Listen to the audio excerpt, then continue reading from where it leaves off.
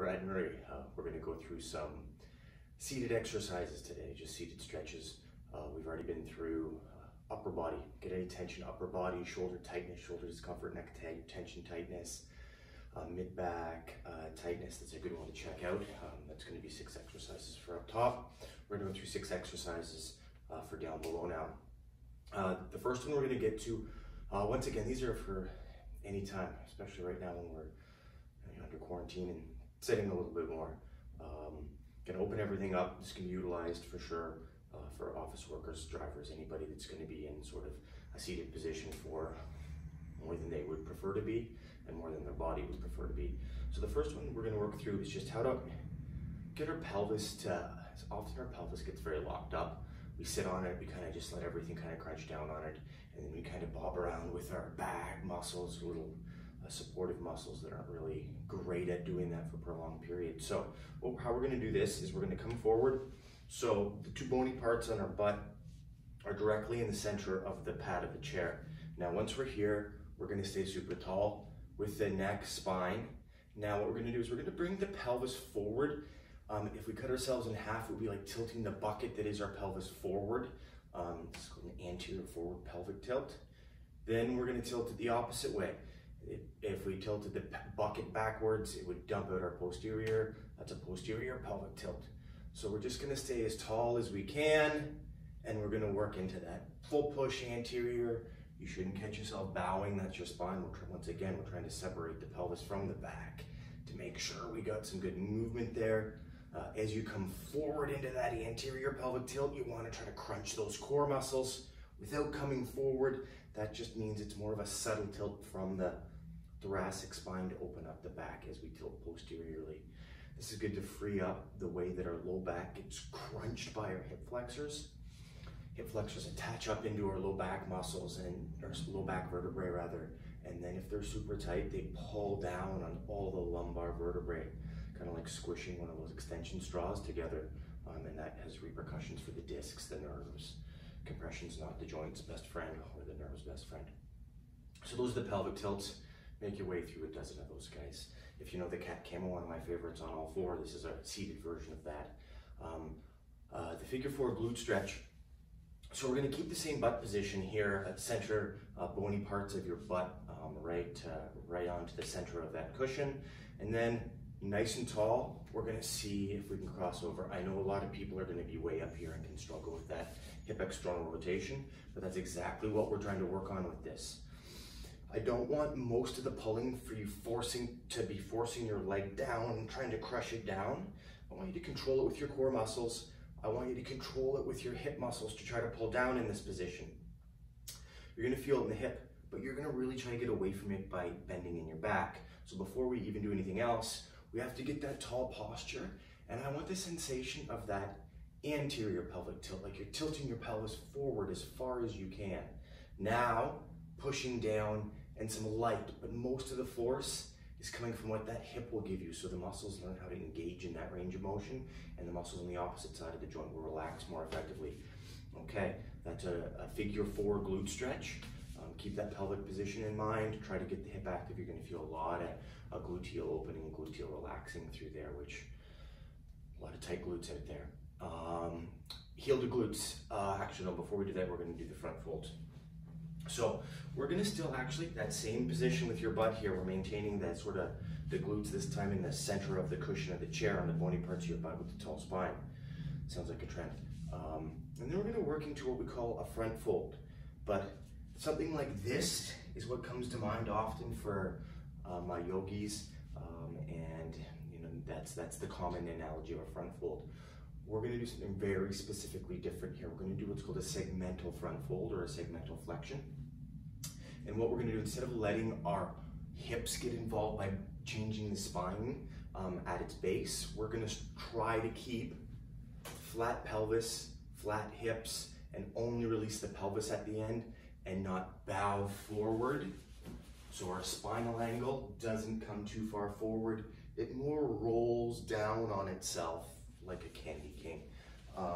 That helps open up all the muscles that often compress the discs, right? The posterior elements, we can kind of decompress each one disc at a time if we can move segmentally, meaning one vertebrae opening up across the neck. It's a great way to stretch out and decompress your spine.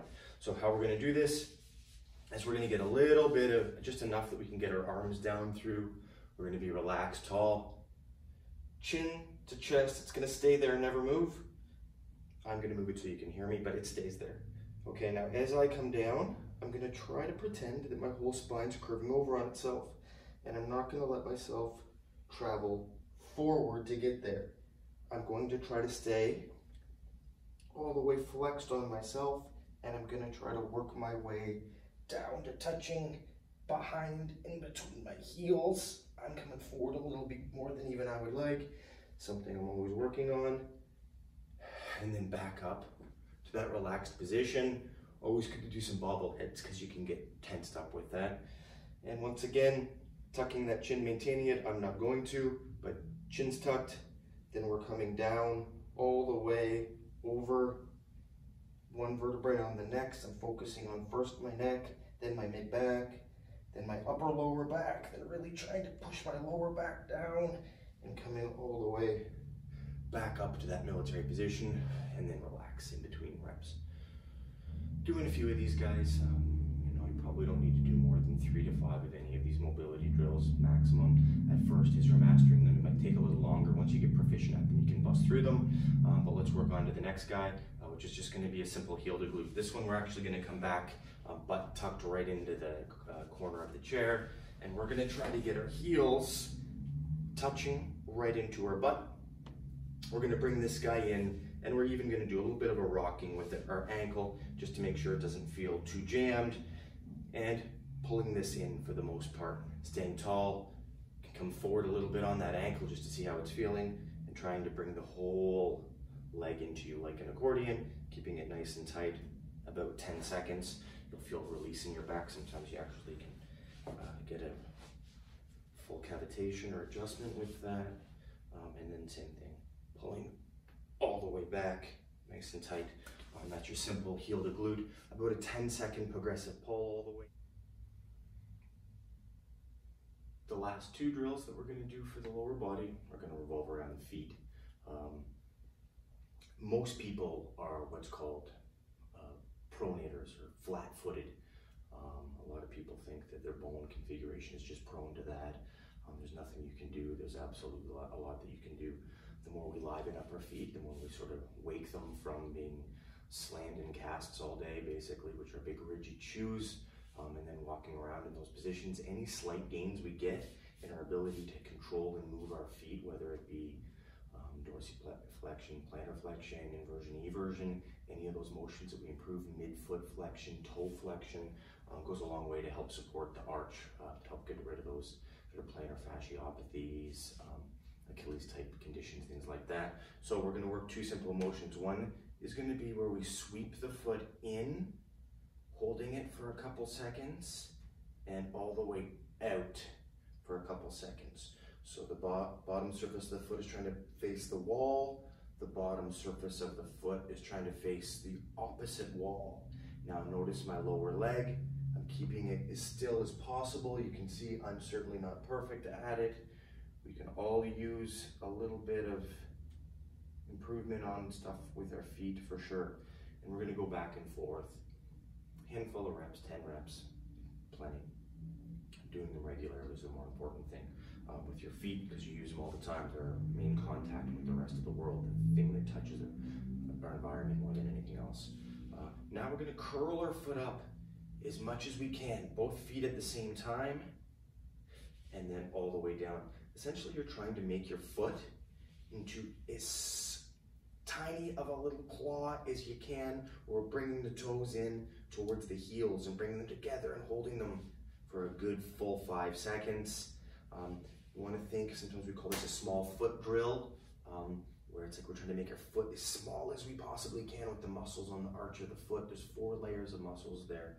There's a bunch of layers, there's a bunch of veins, arteries, and nerves that curl in through there. Those muscles are a big bed of support for them. If they get really weak and overstretched, you really set the bottom surface of your foot up for problems. getting your foot used to those muscles, engaging better, being stronger, being more active, being more pliable is going to go a long way to help you. So the 2 ankle drills, one's the sweeping the ankle back and forth, inversion, eversion. The other one's really getting that foot tight. That's going to be our small foot drill. Work towards those with the other exercises, the pelvic tilts, the glute stretch, the segmental forward flexion, the heel to glute, and there's your 6 exercises. Get after them. Good luck.